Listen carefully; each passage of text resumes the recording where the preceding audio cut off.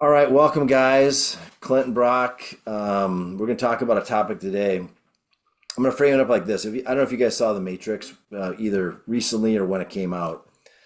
It took me a couple watchings for it to sink in, but it's the whole gist of it is we're living in this reality that's not real, and you take the red pill, and all of a sudden you see things for how they are. And I want to relate that to men over 50, and it's kind of like the game's been rigged and you never had a chance and it's not really your fault. But we're going to get to the but part later in the podcast. So I want to bring up let's start with food. So if you think about the average Safeway versus like a farmer's market, I mean, Clint, when you walk through like a Safeway, or I don't know in Southern California what the go-to mass market grocery store is, but when you walk through it, what do you see? Oh God, what did I used to call it? It's just they're food-like substances. There's very little real food in any package, So they're highly processed, highly palatable food-like substances that will kill you. And you Exactly. got a basket full of apples that every kid that's walked by has touched. You could grab if you want. Yeah, exactly. Well, you got super bright lights that are all blue lights. The pack, nothing in there looks like it came from nature. Think about the shape of it, perfectly shaped, colors that don't appear in nature, stacked perfectly side by side. Yeah, And even if you go around the perimeter, chances are the fruits and vegetables have been sprayed by Roundup, so glyphosate, or they might have Bill Gates's. It's called Apeel, Apeel. You know yeah, about this? yeah. That's already been linked to causing cancer. It's some sort of preservative on fruit. And so I guess the whole point is the modern grocery store sells a lot of stuff. Very little of it is food. It's like you said, it's food like substance. So that's like a red pill. When you go walk through a Walgreens, right above the point of sale, they'll have some sign that says something to the effect of Walgreens being healthy since like 1902 or something like that. Right next to it are the cigarettes, Yeah. cigars, and liquor sales. And you just go like, they think we're stupid. They really Yeah. think we're so they're the classic, they're the arsonist and the fireman all built in one. Yeah. And the fireman isn't even really the fireman because their solution is the pills in the back of the drugstore. So anyways, that's one. Brock, what about you? I mean, when you think about the modern food supply, and I don't know if you've had a blue pill, red pill moment on food, but talk a little bit about what comes to mind. Just in walking through like a convenience store or grocery store. Oh, convenient. Yeah, convenience stores even puts a finer point on it. Oh gosh, yeah, it's disgusting. I mean, that's where my kids want to go because they have all those treats there. But I mean, it's easy for me to walk through now and not do that or go to the grocery store. Just go around the outskirts and stay out of the middle of the aisles. Yeah, I don't think I have a very good answer here. You know, real quick, you're saying red pill or blue pill. Like I think it's been a process for me. It's been several years of gaining knowledge, learning what to cut out, what to include. So there was no moment, but it's been a process. Yeah, I agree. I mean, I think back to like the 90s.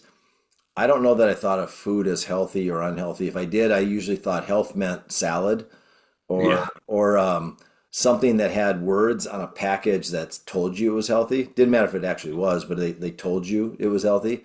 Bring me Yeah. some extra ranch with that salad too. Right, exactly. Dip those celery sticks and carrot sticks in there. I think the 2000s were probably largely the same. For me, probably where it started to be started taking the red pill, because I think this is a process of unlearning, was probably right around 2010. I started working with a physician outside of the healthcare system. We'll talk about the healthcare system in a second, but it was a longevity doctor, and it was all cash, no insurance, and that's where I learned. I learned from this physician, and he was a South African guy that was working out of Vegas. He had been in the Centogenics clinic, and a lot of you guys have, if you remember Dr. Life, Dr. Jeffrey Life. He won the Body for Life with Bill Phillips back 25 years ago. Oh wow. He's a physician, and anyway, he was part of that world. Anyway, he said when your first question about something is it paid for insurance, you've already started by asking the wrong question. Mhm. It should be, does it solve my problem? It should be the first question. And we got into all these the fallacy of normal ranges in blood labs. They're all based off of a sick population, and if you're normal, that means you're sick because the average American is sick. They're on 2 or 3 meds. They're in some state of metabolic dysfunction or disease, and it's not good. So that got into like, no, we look at optimal. So what is optimal? And that led down a whole different path of starting to unlearn. Like, well, I always thought you're supposed to go to the doctor once a year. You do a Mhm. physical. He gives you general advice to eat healthy and move. It's nothing specific, and you go back home and you do what you always did. You made no changes, and you didn't question it because it was like you didn't have a bad diagnosis. You just didn't ask questions. You just got out of Yeah. life. I don't know if you guys have had that. I don't know if you had any aha moments, but that was for me the first one with the sick care. There's a sick care system and a healthcare system, and we're all in the sick care system. It's managed decline, and it's not about making you healthier. It's about prescribing pills and procedures. That's basically what it is. I mean, if you look at your doctor, what do? They put you on a medication or they have some procedure. Never a lifestyle change. Yeah, for sure. So Yeah. I sound like I'm preaching right now, but I'll get back to the unscripted part. So I think when you think about the systems rigged, let's talk about sick care for a second. You think about who's really giving medical advice. Ultimately, it's the health insurance company because the doctors operate under what's allowed or reimbursed or not reimbursed. The doctors are also highly influenced by pharmaceutical reps. And so that's who really your healthcare practitioner is. If you go to a normal doctor in a normal healthcare system, it's the pharma rep or the person at the health insurance company. Yeah. That's who's dictating it. So it's not about your outcome. And they tend to work on population health metrics, just high level solutions that are one size fits all. It's not personalized medicine. Mhm. And I experienced that for first time was in 2010 with this doctor. Second time was with my knee and bone on bone and that whole story of like, never ask a barber if you need a haircut. You go to an orthopedic guy, and for my case, it was knee replacement. All three of them, same thing. No regenerative thing, no PT solutions. It was almost like yeah, we'll put you on PT as a shortcut, as a pit stop towards knee replacement. Um, so What anyway, I like what you said in the past, Jag, about looking at knee replacement. And there's three possible outcomes. One is it gets worse. Two is that it stays the same, but you go through hell to get there, or like all the way through it. And then one gets better. Like you have a 33% chance of a good outcome, you know? And I think that just that logic going into one of those settings would be good for everyone. Well, they would never have a post on the wall, but people should have that insight going in. oh yeah, people just like line up for them. It's like, and I get it. You're vulnerable. You're in pain. You've been probably in chronic pain. Your functionality's dropped significantly. You have difficulty walking. So I get it. You're ripe for the solution. The quote unquote solution. Um, but when you guys think about this, like, when the system's rigged, you never had a shot at winning. What else do you guys think of with food, the sick care system? What I else do you think guys? of when just in that line of thinking, the red pill thinking was how sodium or salt, it raises your blood pressure. Like to hear about where that actually originated is just astounding. There was no scientific research, there's no study that was done. It was just one guy's opinion. And then lo and behold, like, you start peeling back the layers and looking into it. And it's like, well, no, the optimal amount of sodium actually helps regulate your blood pressure. You go way back to that, our ancestral roots, and, there was no way of preserving food, so it was with a bunch of salt or sodium. You didn't have refrigerators and things like that. So that was the only way to keep meat and all that stuff from rotting. And it was like 10 to 15 times the amount of sodium that the average person has right now, or some crazy number like that. And I mean, they didn't have any of the, blood pressure issues or anything like that. So just to see where some of that is, and now it's just like everyone that they hear high blood pressure, and it's the first thing they think of, and there's nothing substantial behind it. Yeah. Hey, along those lines on blood pressure, you've probably seen this too, how they've been over the decades, they continue to lower what normal blood pressure is. And if you think about it from a business perspective, how do you increase sales? You have to enlarge the market. You need a bigger market to sell to. So it's TAM, SAM, SOM, total addressable market, specific addressable market, specific obtainable market. Well, if you change the ranges, you got more market to go after. And that sounds cynical, but it's like it's legitimately true. You see that with statin drugs too. Like they link that to cholesterol and they change what normal and healthy cholesterol is a number of times over the years. So yeah, that's another red pill moment where you just stop and go, wait, what? Yeah, you just start examining it, having some critical thought, digging into some non-mainstream resources. And it's funny, the people, I think it's interesting, a lot of these healthcare people who are telling you how to live are unhealthy themselves. And these people on the fringes tend to look great, perform great. Like some people think RFK is crazy. I think he's completely on the right track with everything. And the dude's 71, ripped, strong, functional, 20 pull-ups. It's like, who would you rather take advice from? The overweight trans person who's running healthcare systems? I mean, Yeah. no, thank you. There's some crazy thought process on that. Just, it's getting political with that, but just how you wouldn't believe him because he's got these contrarian views. Um, And but they're just look, just not, take a look at it, look, yeah. look at what you see. So I'm thinking about some of the red pill stuff too, and how we're just indoctrinated into the system from birth, right? You have a child, or you as a child, you're automatically within, how long, an hour or minutes vaccinated, stuff put in your eyes, just all the things that we're supposed to do or we're told to do. And until you, like Brock says, think about what you're thinking about. Somebody like me, I really need to hear it from role models and people that are thinking differently before it even turns on a light bulb for me. But it's like I said, it's been a process. And you know, the more you open your eyes and start looking, the more evident it becomes. So Well, I think if you look at let's put it at my parents, Clint, probably your parents. I don't know about yours, Brock, but they might be in the same group. Um, these were trusted institutions. There's no reason to doubt them. And now you look at the outcomes of the average American spends the last 20% of their life in a state of decline. yeah, We've never spent more on healthcare as a country and per capita ever than now. And we're probably the sickest we've ever been. Longevity, lifespan is decreasing. And so you look at it, if this was a business, it should have been bankrupted years ago. Let's keep spending more and get worse outcomes. And so even if you don't agree with some of the things we've been talking about, if you just look at that and go, I don't think it's working. It's there's something oh, wrong. hey, I'm going to use one of your things. What are they solving for? Yeah, Yeah, it's work. I think it is working. So yeah, true, true.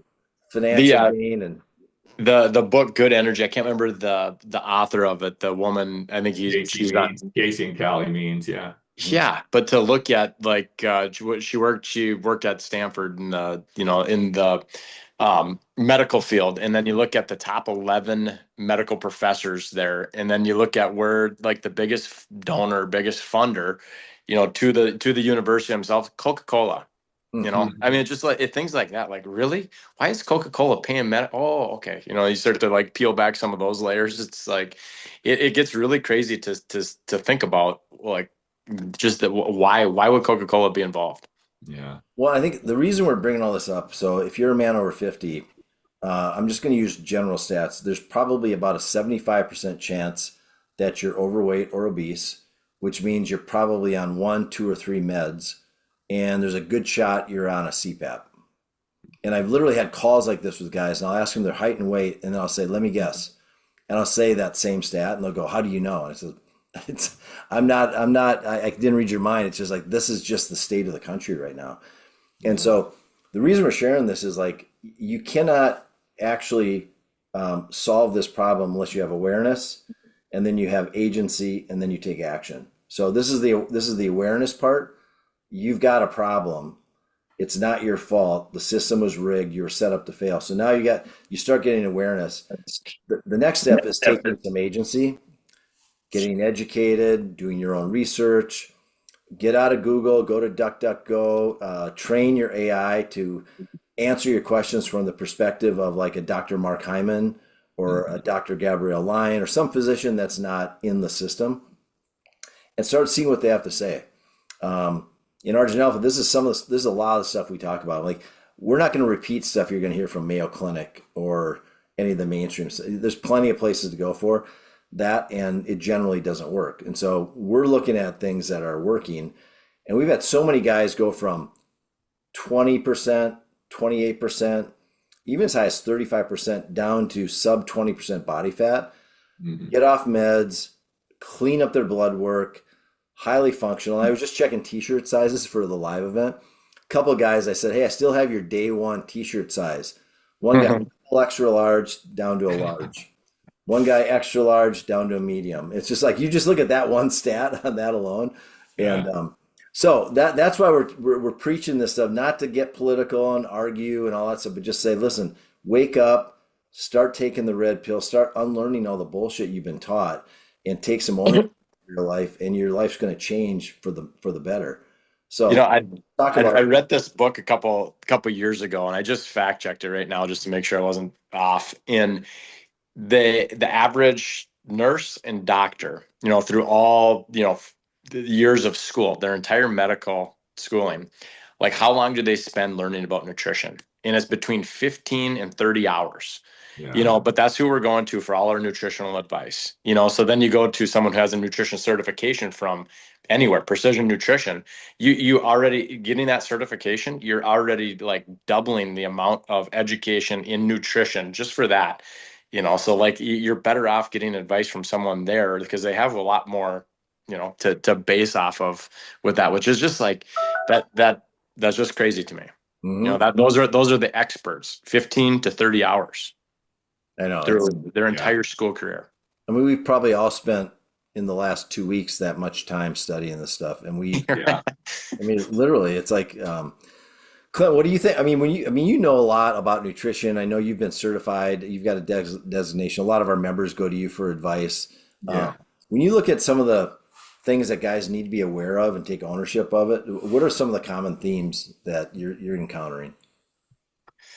I mean, it's so simple. Like we have to simplify it. We can't complicate it. And one thing we heard a couple of years ago, get off the carbs, get off the couch. Like that fixes mo almost everything. And I always like to tell guys, the main thing is how you define carbs. Like, what are you calling carbs? Like, Brock always just says eat, meat and veggies. Yeah, veggies aren't going to hurt you. It's the carbs. So that and sugar. I mean, how hard is it? If you just eat single ingredient, whole organic food, you can't go wrong. I was just I was listening to our book of the month, Ikigai yesterday, and they were talking about just the longest living, the blue zone people and things like that, and what they eat. It's just simple. If you simplify it, and like we started talking here, don't go through the grocery store and buy a box of this or a box of that or package this. Single ingredient, whole organic foods. I mean, that's out of, but everything that I've learned and done, that's pretty much it, Stay off sugar and define your carbs. Can't go Well, wrong. to tie into that, Clint, I remember, I don't know if I'll get this right, but I remember when I started learning about the paleo movement, maybe, gosh, 15 years ago. One of the things it said, like, if it didn't have a face or didn't grow from the ground, don't eat it. Yeah. You know? And Yeah. I thought, like, well, where do eggs fit in? Well, an egg comes from something with a face, so you can eat it. It's like, Yeah. but it's fun. It's actually, it sounds funny, but it's actually pretty good advice. I mean, animal products and plant products, veggies with fruit, and most people don't go nuts on fruit, and you're going to probably dramatically shift your body composition and your I mean, health. that's medicine, right? That's the medicine you need. It couldn't be any simpler. And I think a lot of us try and, justify and talk ourselves out of or into, other food sources or sauces and things like that. They're just, it's pointless. That's where my nutritional background started too, Jag, was the paleo movement. And then we started at the gym doing the Whole 30, so we did that for a couple years. And then we did a Whole 30 with another 15 days of reintroduction. So it was like 45 days where every 3 days you'd reintroduce rice. See how you do there. Dairy, wait another 3 days, introduce sugar, Another 3 days, introduce alcohol. I mean, you could pick all of these things and you could see how your body handles it. And I remember like rice immediately bloated. Sugar, I was ornery within like 10 minutes. Like I was just agitated, it affected me so poorly, and it still does. When I have sugar, it's just like what I gotta tell my kids to watch out because I'm just like I'm not fun to be around.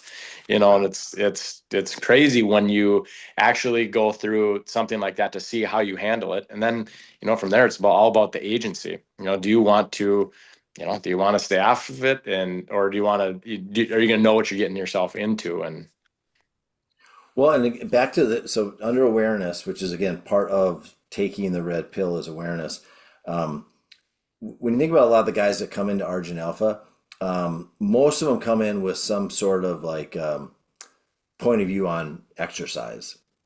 And usually it's formed by habits, and usually decades old habit. And they keep wanting to do what they've always did, even though it doesn't produce results. And then there's a seeker, they'll tactics in search of a strategy. They'll try CrossFit, they'll go do yoga, F45, and then diets, carnivore, keto, vegetarianism, tactics in search of a strategy. And I think if you get into the awareness, like, what problem am I solving? Back to that. What is the problem I'm solving? For most guys over 50, it's I want to be lean and strong, the opposite of weak and fat. And so that just start there. And then and what's great about when you come into Argent Alpha, we'll accelerate that whole learning process so you don't have to start from scratch. But if you want to start from scratch, but that's the problem you need to be solving. You're quickly going to find processed foods aren't the answer. Chronic cardio is not the answer.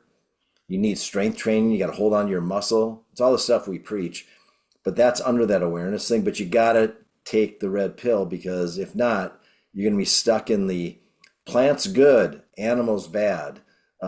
Doctor's right, I'm wrong. Pills, Pfizer still hasn't cured a disease. They've been around since 1860 something. Pills are not the answer. So what do you got when you guys think about identity?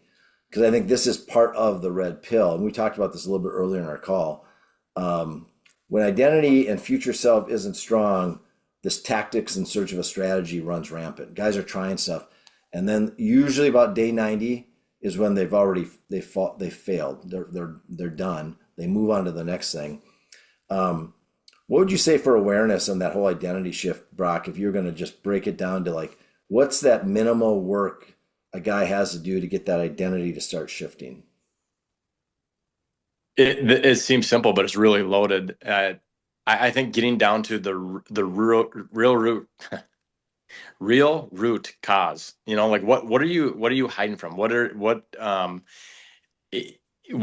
habit do you need to break? What's holding you back? Because we talk about all the time. We've seen it with guys and girls I've worked with, where they're going to try to do everything possible, but not give up that one thing that they really know they need to. And that one thing they really know they need to will not only solve that problem, but the mental shift that you have. You could then start attaching to your identity, because without it, if you're just hanging on to whatever it is, if it's alcohol, if it's sugar, if it's, I don't know, whatever, potato chips, all of those things, if you're not really ready to get rid of them, you can't have that complete shift. You have to have that complete transformation, but it starts with going there. So it's really loaded. But you look at people like, okay, well, I'm going to get to 15% body fat. Well, I can still have that one thing.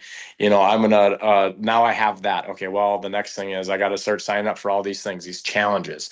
I got to go do this crazy endurance challenge. Okay, I did that. That still is not the answer. They just continue going down this list of things but they won't give up that one thing. So it's like, that is, if we can solve for that, if people could get really vulnerable and let you know what that is, you could start solving for that. But then it's, you got to get to work, because a lot of times it's years or decades of, habits that you need to break and then relearn new ones.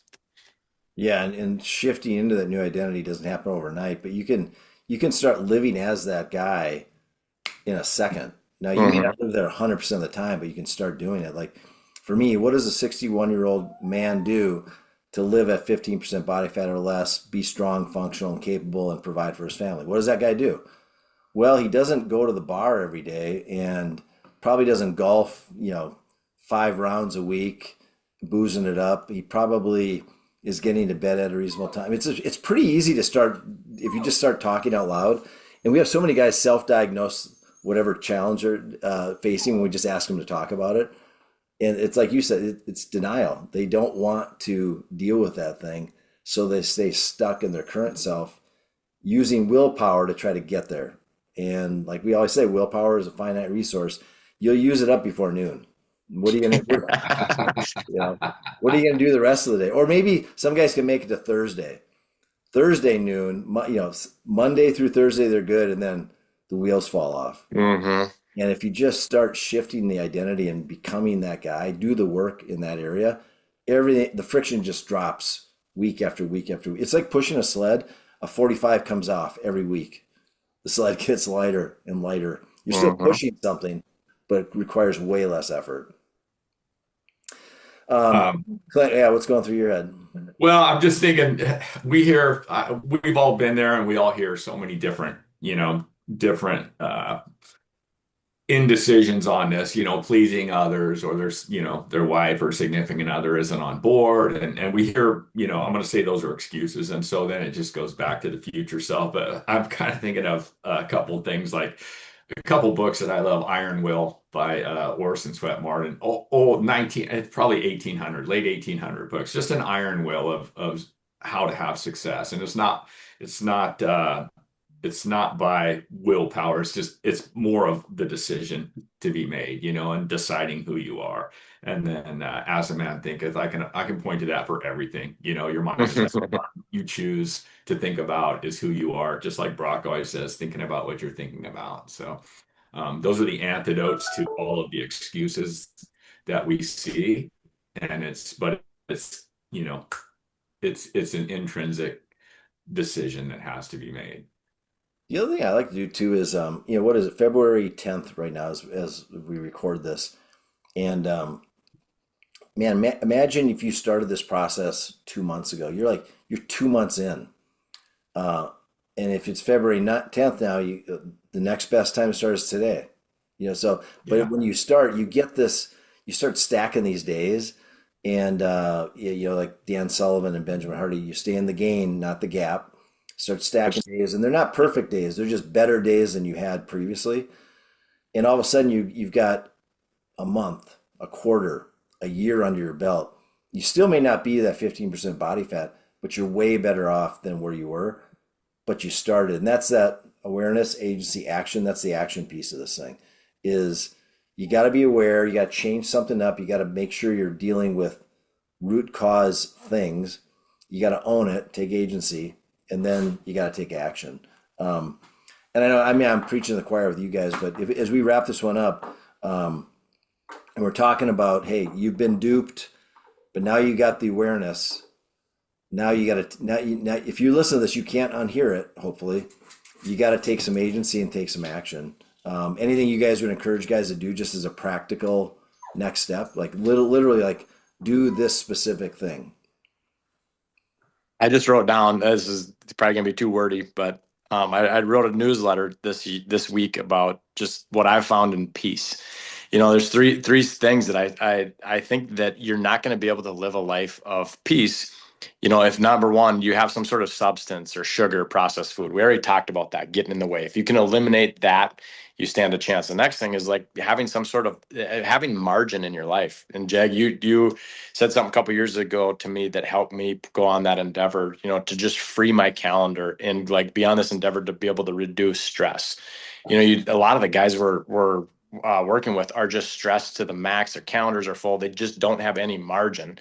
And then the last part is just like being able to prioritize rest, be able to have some time where you can actually think about what you think about, and the amount that what comes from that for me has been just an overwhelming sense of peace and just like the direction, the intentional actions. It takes very little amounts of effort. Like I put in 90 minutes and it feels like I could get further than I could with 2 weeks of time before. You're just not fighting yourself. Mm-hmm. So that's a really weighty, heavy thing, but just wanted to touch on that. I love it. That's great framing. I like that.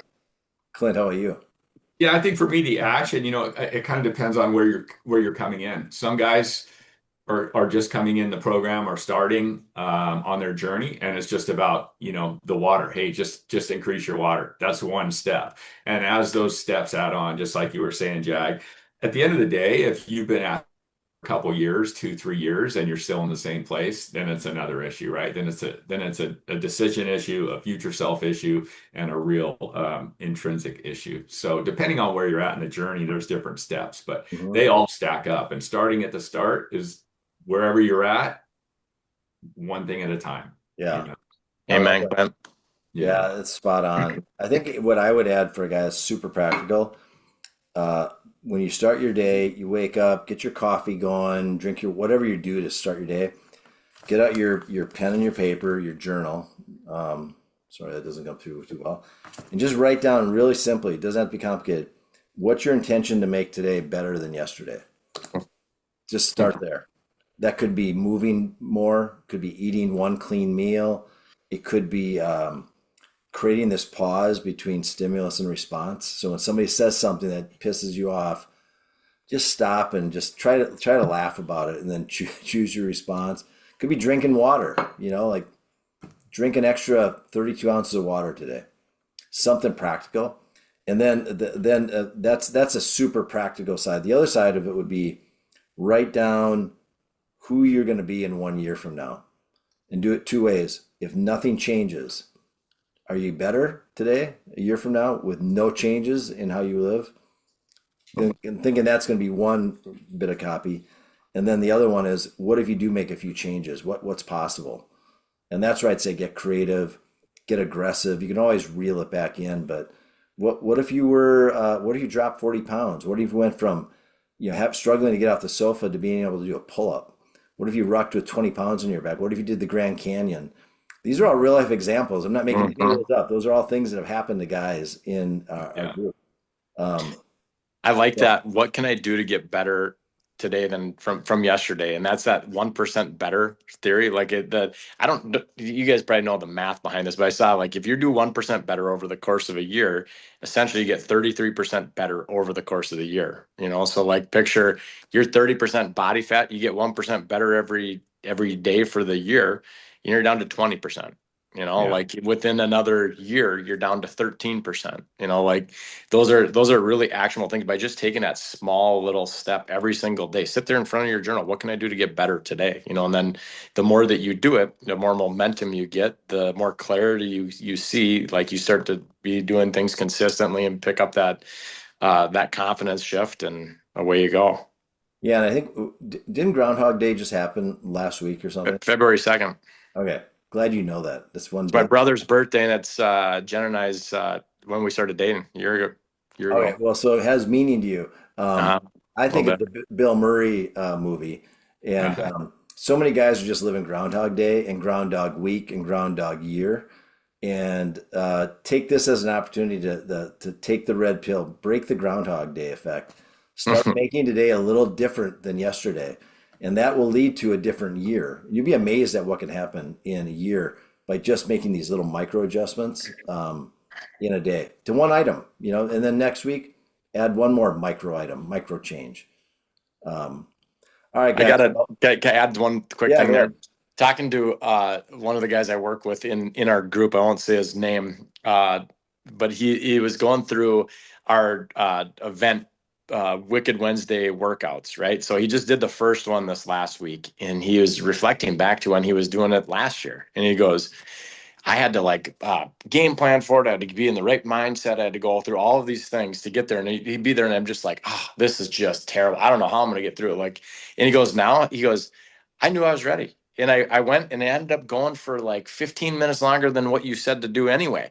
And he goes, I go, but mindset sometimes is tough to be able to, put some measurement or metrics. But like when you look back over like the course of a year and see the difference in that year, I go, that is pretty dang cool to see Yeah. like the shift that you had, and like that says everything. Yeah, that's definitely comes with experience where you. I used to be an overthinker, and I still can overthink, but it's more like just go out, get going. Think about while you're doing it. Don't think about it while you're thinking about it. Mm-hmm. Just Yeah, get out, do it. just go out and start doing it. Course correct along the way. All right, guys. Well, that was a good one. I will see you guys next week, and I'll drop a link in the show notes about our free community if you want to just jump in and just go into the deep end. The water's comfortable. What is it, about 85 degrees? Somewhere in Sunny, there. perfect. Yeah, you'll learn a lot. You'll accelerate your results, and it'll be with a group of guys doing the same thing. So, Yeah. or give it a shot on your own. I mean, see what works. I mean, I always like to tell guys that we'll see you back here. Almost no lone wolf makes it alone. It's a lonely journey, and doing it with guys who become friends is definitely it's a superpower and it's an accelerant. So, all right, Absolutely. guys, have an awesome one. Yep. Talk to you guys. Have a good one. See ya. Take care.